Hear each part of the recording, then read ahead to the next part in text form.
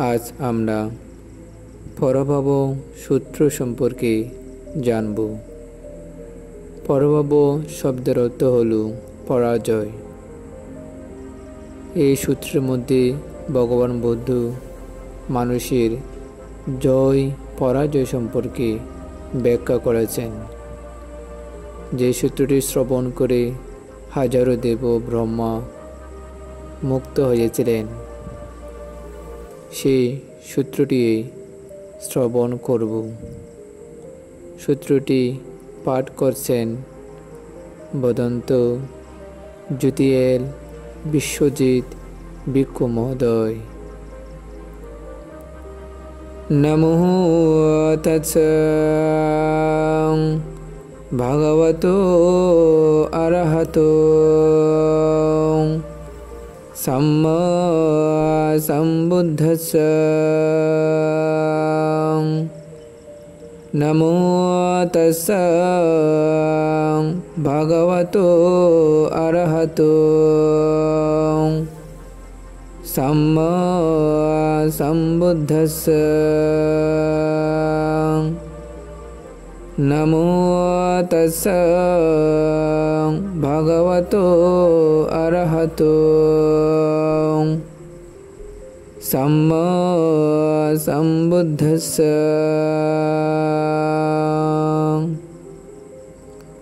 আমি নমিষে তথাগত অরহত সম্যক সম্বুদ্ধকে বন্দনা নিবেদন করছি। তৃতীয়বারও আমি সেই তথাগত অরহত সম্যক সম্বুদ্ধকে বন্দনা নিবেদন করছি। এবং মে সুতং একং সময়ং ভগবান সাবতীয়ং বিহরতি জেতবনে অনাথপিণ্ডিকাচারমে আতকো অয়তরধিবত অভিকন্তয়রত্যং অভিকন্তবনং কেবলকপং জেতবনং উপসিত্বং येन भगवतेन उपसंकमित्वा भगवन्तं अभिवदित्वा एकमन्तं अट्टसि एकमन्तं टितकोशदेवतं भगवन्तं गतय अज्जवसि।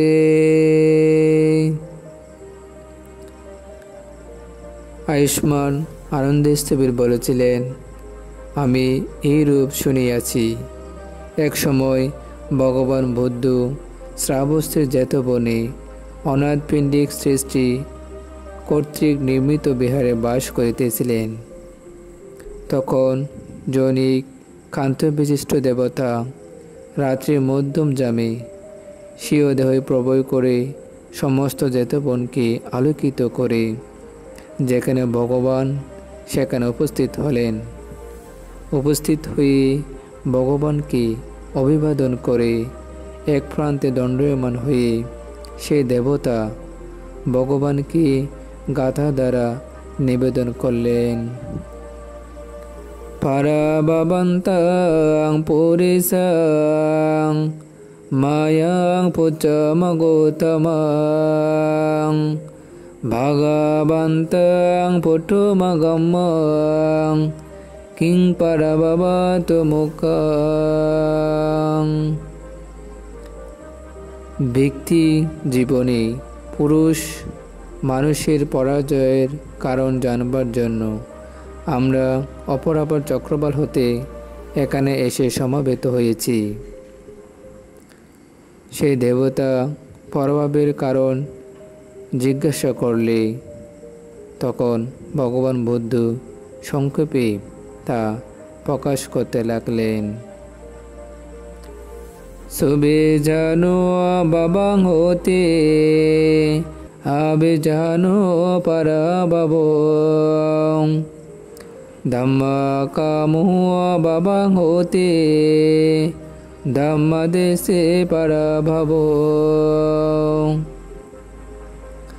জ্ঞানী ব্যক্তির জয় হয় এবং অজ্ঞানী ব্যক্তির পরাজয় ঘটে। ধার্মিকের জয় হয়, ধর্মবিদ্বেষীর পরাজয় ঘটে। ইতি হেত বিজনম পাঠমসু পরাভব। দ্বিতীয়ং ভগবা ব্রূহি কিং পরাভবতু মুখং। ভগবান পরভাবের প্রথম কারণ এইরূপ জানলাম, পরভাবের দ্বিতীয় কারণ কি? তখন ভগবান বুদ্ধ পরভাবের দ্বিতীয় কারণ এইরূপে ব্যাখ্যা করলেন।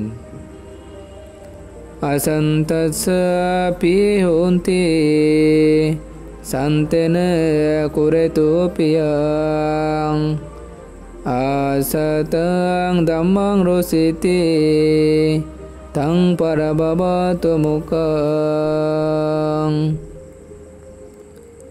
অসৎ লোক যার প্রিয়, বুদ্ধাদি সৎ পুরুষদিগকে যে ব্যক্তি পছন্দ করে না এবং দ্বাদশ মিথ্যাদৃষ্টি ও দশবিধ অকুশল কর্মকে যে রুচিকর মনে করে, সে প্রধান পরাজিত ব্যক্তি।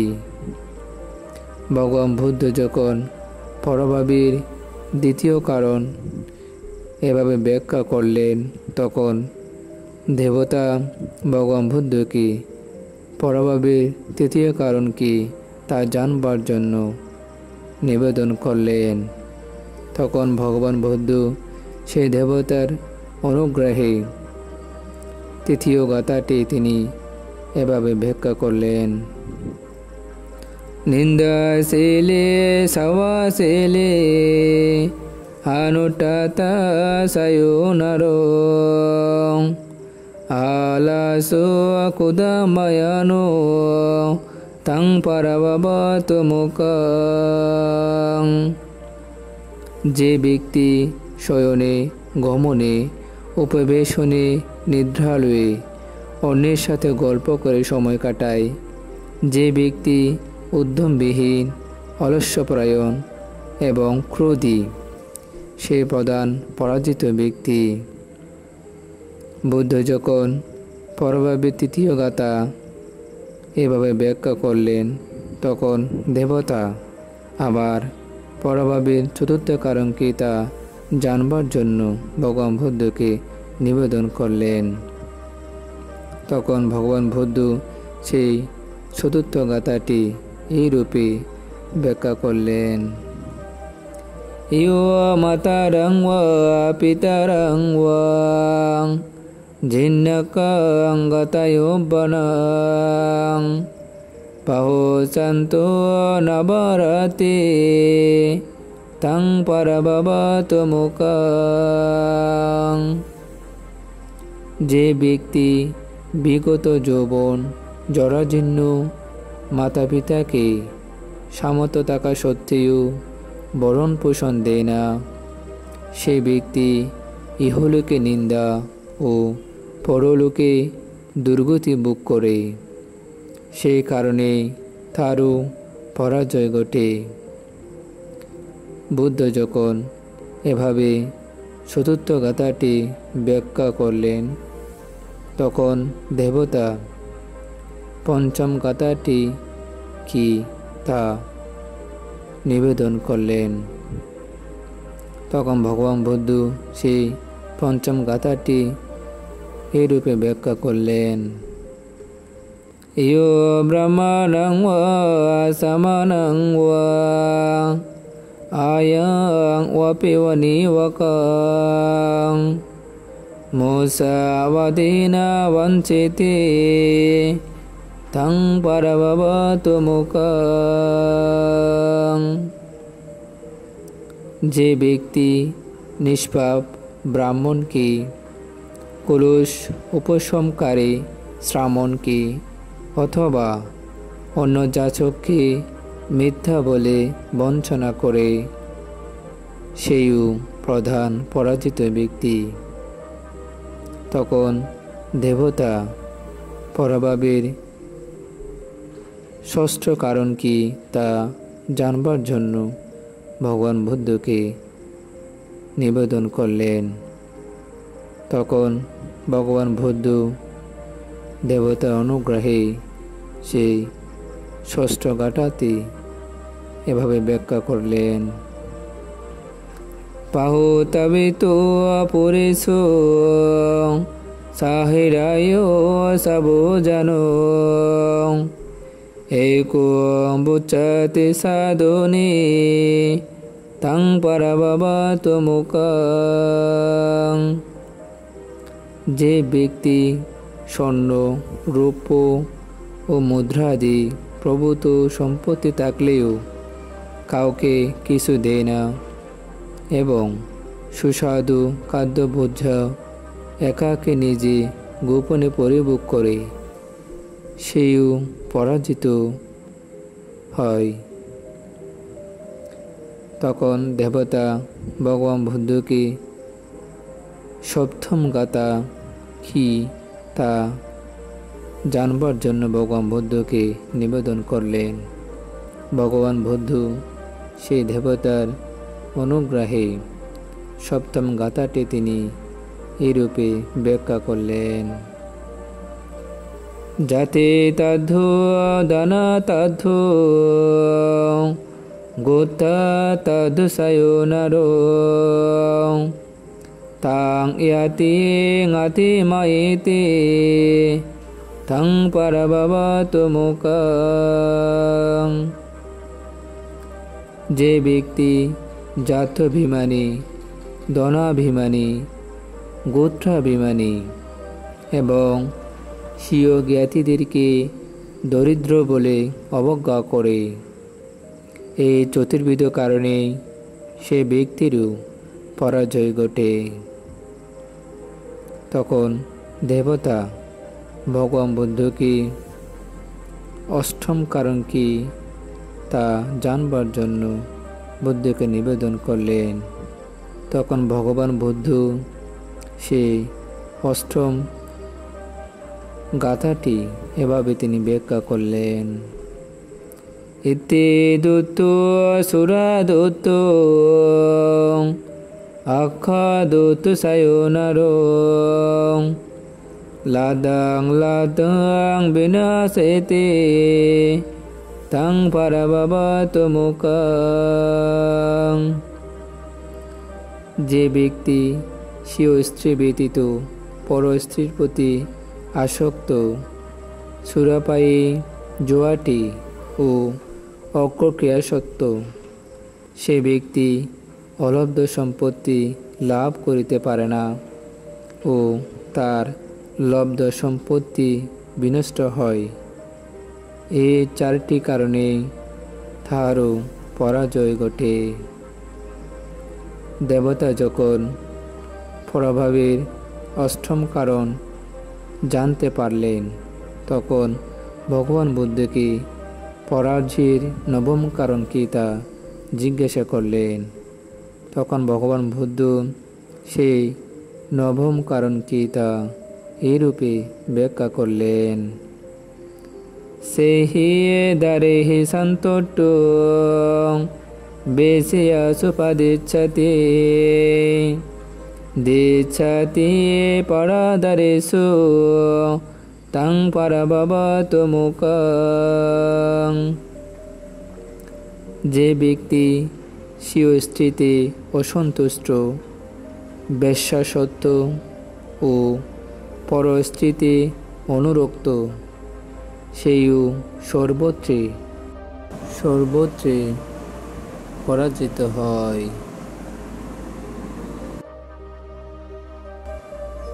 যখন দেবতা পরভাবের নবম কারণ জানতে পারলেন, তখন তিনি ভগবান বুদ্ধকে দশম কারণ কি তা জানবার জন্য জিজ্ঞাসা করলেন। তখন ভগবান বুদ্ধ পরভাবের দশম কারণ এভাবে ব্যাখ্যা করলেন।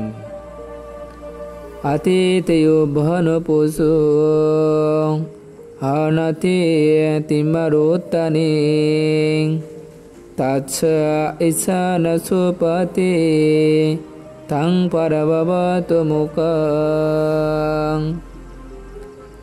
যে বার্ধক্য তরুণী বাহ্যা বিবাহ করে সে বালিকার মন প্রীতি না হওয়ায় সে পরপুরুষের সহবাস করে। বৃদ্ধ স্বামী তাহা দেখে ঈর্ষান্নলে দগ্ধ হয়ে সুখে নিদ্রা যায় না। সেই কারণে সে ব্যক্তিরও পরাজয় হয়ে থাকে। যখন দেবতা পরভাবের দশম কারণ এইরূপ জানতে পারলেন, তখন ভগবান বুদ্ধকে একাদশ কারণ কি তা জিজ্ঞাসা করলেন। তখন ভগবান বুদ্ধ সেই দেবতার অনুগ্রহে একাদশ কারণ কি তা তিনি এভাবে ব্যাখ্যা করলেন। ইত্যে সন্দিং বিকিরানিং পুরিসাং ওয়াপিতাদিনাং ইচ্চারিয়াস্মিং তপাপেতে তাং পারবাবত মুকাং। মশা, মাংস, মধ্য ও খাদ্যভোজ্যাদির জন্য দুলির ন্যায় অর্থব্যয়কারিণী স্ত্রীকে অথবা তাদৃশ সম্পদ বিনাশকারী পুরুষকে যে উত্তরাধিকারী স্থাপন করে বা বাণিজ্য কর্মীর বার অর্পণ করে, শীঘ্রই ধনহানির দ্বারা সে ব্যক্তির অমঙ্গল হয়, তার পরাজয় হয়ে থাকে।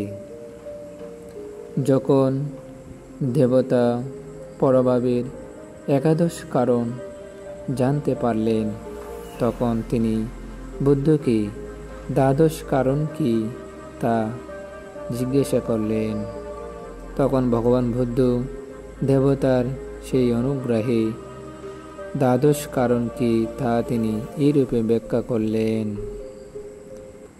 অপাভোগে মহাতানেহ ঘাতি জয়তে কুলে সুসারাজ্যং পতয়তে তং পারবাবত মুকাং। দরিদ্র অতসু মহা তৃষ্ণা সম্পন্ন ক্ষত্রিয় বংশে জন্মগ্রহণ করে সে তৃষ্ণাভিভূত হয়ে আক্রমণের ইচ্ছা পোষণ করে, কিন্তু সে কোনো ক্ষতি করতে পারে না। তারপরেও সে ব্যক্তির পরাজয় হয়ে থাকে। এতে পরবাবলোকে পণ্ডিত সমবেকিয়া